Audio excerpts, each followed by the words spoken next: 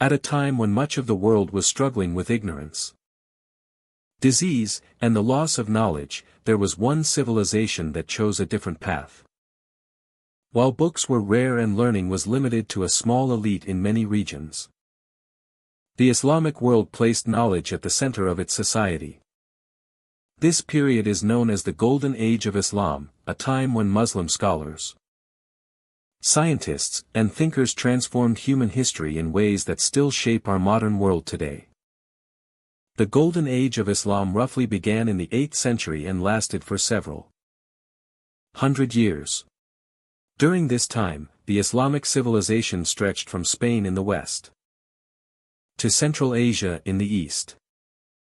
This vast empire was not united only by land or power, but by a shared belief that seeking knowledge was a noble and sacred pursuit. The Quran repeatedly encourages reflection, learning, and understanding, and many Muslim leaders saw education as an essential responsibility rather than a luxury. One city stood at the heart of this intellectual revolution, Baghdad.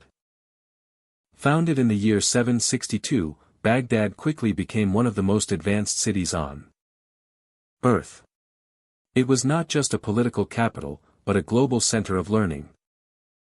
Scholars, scientists, translators, and thinkers from different cultures and religions gathered there to study, teach, and exchange ideas. At the center of Baghdad's intellectual life was an extraordinary institution known as the House of Wisdom. The House of Wisdom was far more than a library. It was a research center, a translation institute, and a meeting place for the brightest minds of the age.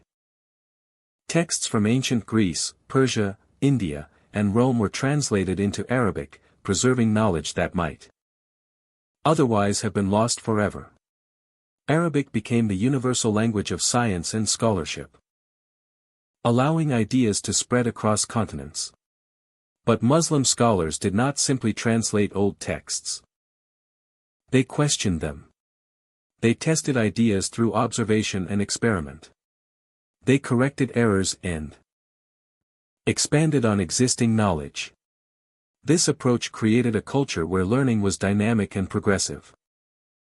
Knowledge was not treated as untouchable authority, but as something to be explored, refined, and improved. During this time, libraries in the Islamic world contained hundreds of thousands of books. This was at a time when many parts of Europe had only a few manuscripts. Education was not limited to the wealthy. Scholars could be found studying in mosques, homes, hospitals, and public institutions. Knowledge was shared freely, and learning became a respected path in society. Among the many great scholars of this era was Ibn Sina, known in the West as Avicenna. He was a physician, philosopher, and scientist whose influence on medicine is still felt today. By a young age, he had mastered numerous fields of study. His most famous work, The Canon of Medicine, became the standard medical textbook in Europe and the Islamic world for over 6 centuries. In this book, Ibn Sina carefully described diseases, symptoms, treatments, and the importance of hygiene. His systematic approach to medicine laid the foundation for modern medical practice. Another towering figure of the Golden Age was Al-Khwarizmi, a mathematician whose work changed the world forever. He introduced algebra as a formal discipline and provided methods for solving equations that are still taught today. The word algebra comes from the title of his book, and the term algorithm is derived from his name. Title of his book, and the term algorithm is derived from his name. Without his contributions, modern mathematics, engineering, and computer science would not exist in their current form. The achievements of Muslim scholars were not limited to medicine and mathematics.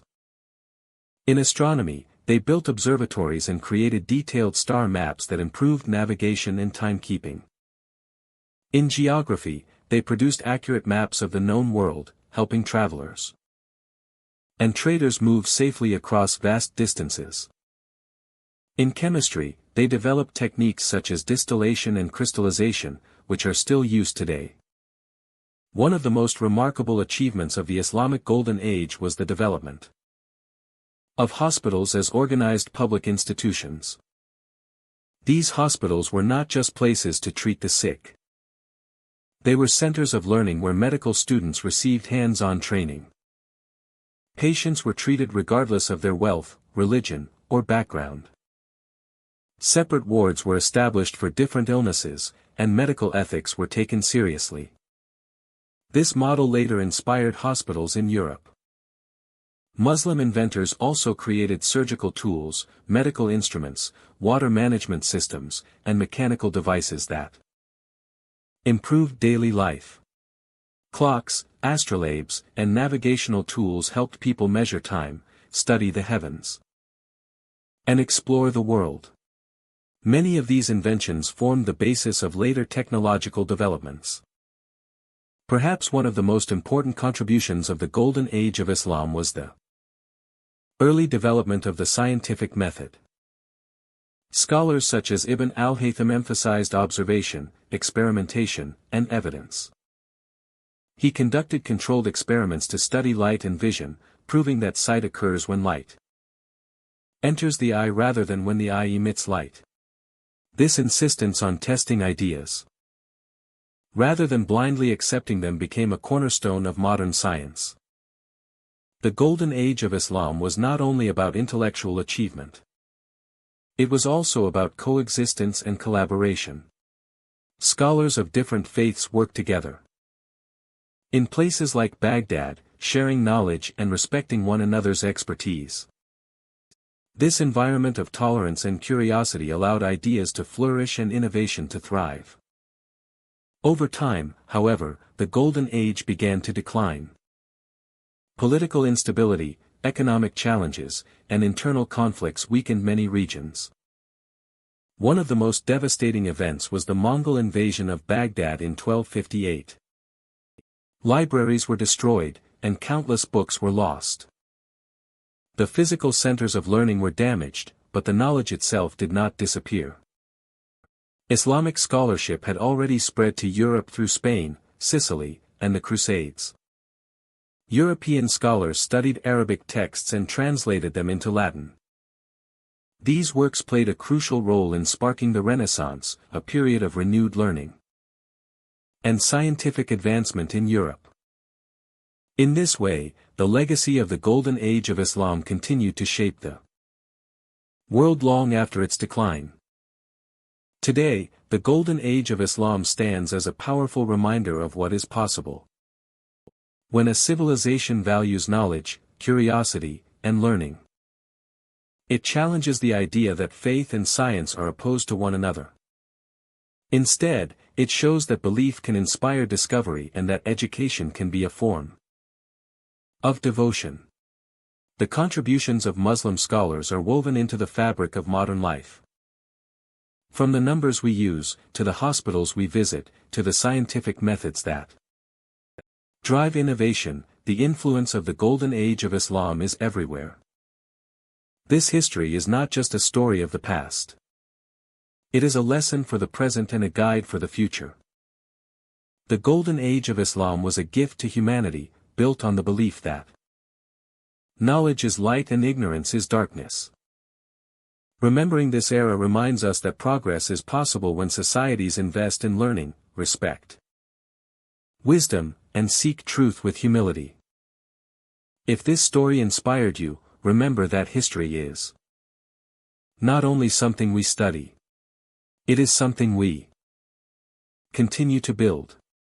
And the pursuit of knowledge, as shown by the scholars of the Golden Age of Islam, remains one of the most powerful forces for change in the world.